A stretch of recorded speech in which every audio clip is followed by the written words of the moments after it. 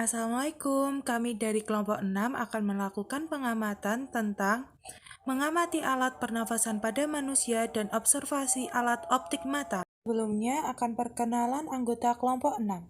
Yang pertama ada Anissa Putri Widananto, kedua ada Anggita Yuliana, ketiga ada Fitri Khotimah, dan yang terakhir ada Della Novitasari. Yang pertama ada praktek mengamati alat pernafasan pada manusia. Tujuan observasi: mengetahui sistem kerja alat pernafasan pada manusia. Dengan mengetahui sistem kerja alat pernafasan, siswa menjadi lebih paham dan mengerti tentang alat pernafasan dan organ-organ pernafasan pada manusia. Dasar teori. Bernafas adalah sebuah kegiatan di mana kita melakukan menghirup udara dan mengeluarkan udara. Jadi, di saat kita bernafas itu, terjadilah proses masuk dan keluarnya udara. Nah, udara ini sendiri merupakan komponen-komponen gas oksigen dan gas karbon dioksida. Gas oksigen ini adalah gas yang kita hirup, sedangkan gas karbon dioksida ini adalah gas yang kita keluarkan. Nah, dalam sistem alat pernafasan manusia ini terdiri dari beberapa organ. Yang pertama ada hidung, lalu ada faring, laring, trakea, bronkus, bronkiolus, alveolus, dan juga paru-paru dan diafragma. Alat dan bahan yang diperlukan. Yang pertama ada alat peraga sistem pernafasan. Selanjutnya ada gambar sistem pernafasan. Lalu ada buku atau kertas dan pensil. Langkah-langkah percobaan.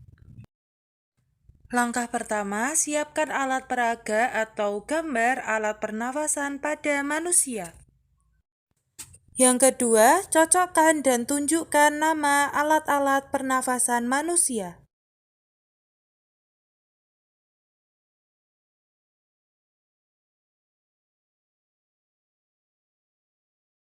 Carilah informasi tambahan tentang fungsi alat pernafasan manusia yang ada.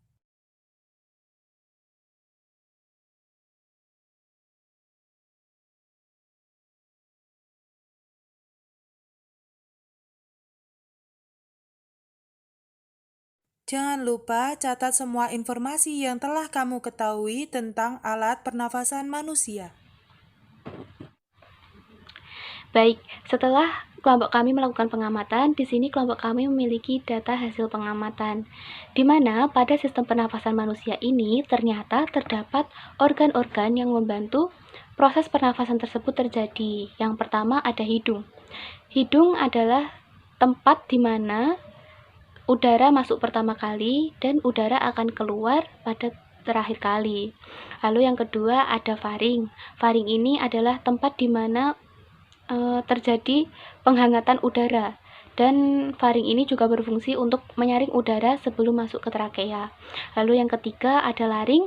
Laring di sini merupakan sebuah tempat melekatnya selaput atau pita suara. Yang keempat ada trakea yang berfungsi untuk menahan dan mengeluarkan kotoran yang terbawa oleh udara agar tidak masuk ke dalam paru-paru. Yang kelima ada bronkus dan bronkiolus yang berfungsi untuk membawa udara ke dalam paru-paru. Dan yang keenam ada alveolus yang merupakan saluran akhir dari pernafasan yang berupa gelembung-gelembung udara. Yang ketujuh ada paru-paru.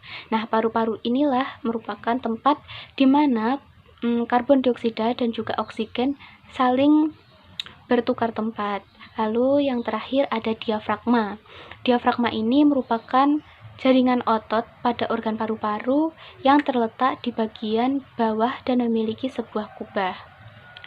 Nah, selanjutnya ada analisis data. Pertama, organ pernafasan manusia. Itu ada hidung, saluran pernafasan, dan juga paru-paru. Lalu hidung. Hidung itu merupakan organ pertama untuk keluar masuknya udara ketika kita melakukan proses pernafasan. Lalu yang ketiga ada saluran pernafasan. Saluran pernafasan sendiri terdiri dari faring, laring, trakea, bronkus, bronkiolus, dan juga alveolus. Lalu yang keempat Paru-paru. Paru-paru ini adalah udara di mana tempat terjadinya pertukaran gas karbon dioksida dan juga oksigen. Lalu yang kelima ada gangguan dalam sistem pernafasan manusia. Yang pertama ada influenza. Lalu yang kedua ada faringitis, yang ketiga ada laringitis, yang keempat ada asma, dan yang kelima ada bronkitis. Lalu untuk pencegahannya kita dapat berhenti merokok, menjauhi asap rokok, mencuci tangan dengan sabun dan air, atau menghindari polusi udara. Dan kita juga perlu mengonsumsi makan makanan sehat ataupun olahraga secara teratur agar terbebas dari gangguan organ sistem pernafasan kita. Baik, jadi kesimpulan yang dapat kami ambil yaitu mengenai sistem pernafasan pada manusia adalah organ pernafasan pada manusia ini adalah sebuah organ yang membantu proses udara masuk atau keluar dari dalam saluran pernafasan. Proses pernafasan ini juga dibagi menjadi dua, yaitu pernafasan eksternal dan pernafasan internal. Pernafasan eksternal sendiri adalah pertukaran udara antara darah dan atmosfer.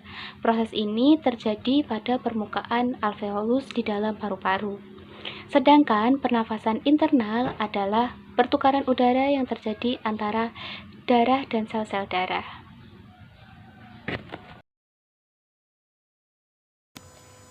Tujuan untuk mempelajari cara pemeriksaan visus atau ketajaman mata. Dasar teori. Visus atau ketajaman penglihatan adalah ukuran berapa jauh dan detail suatu benda yang dapat tertangkap oleh mata.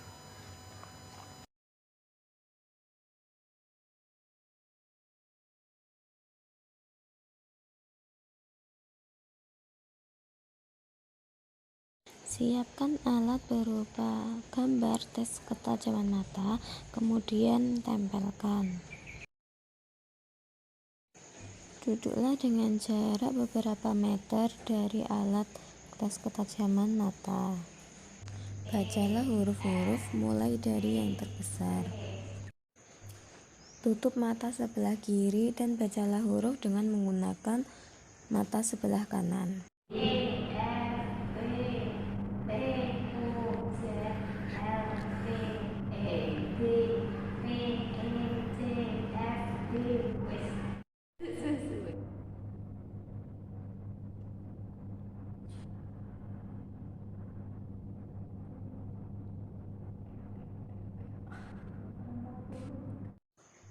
Kemudian tutup mata sebelah kanan dan membaca huruf dengan menggunakan mata kiri.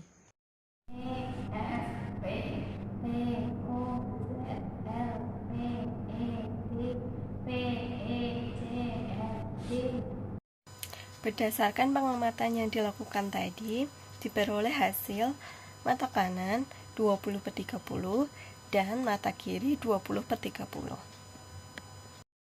Pembahasan. Pada pengamatan ini melakukan tes visus, yaitu pemeriksaan ketajaman mata atau pemeriksaan mata. Pemeriksaan diawali dengan pembacaan menggunakan mata kanan terlebih dahulu dengan menutup mata kiri. Lalu dilakukan secara bergantian. Pada pengamatan kali ini didapatkan hasil yaitu 20/30. Artinya, pengamat dapat mengamati huruf itu dengan jelas di jarak 20 kaki atau 6 meter.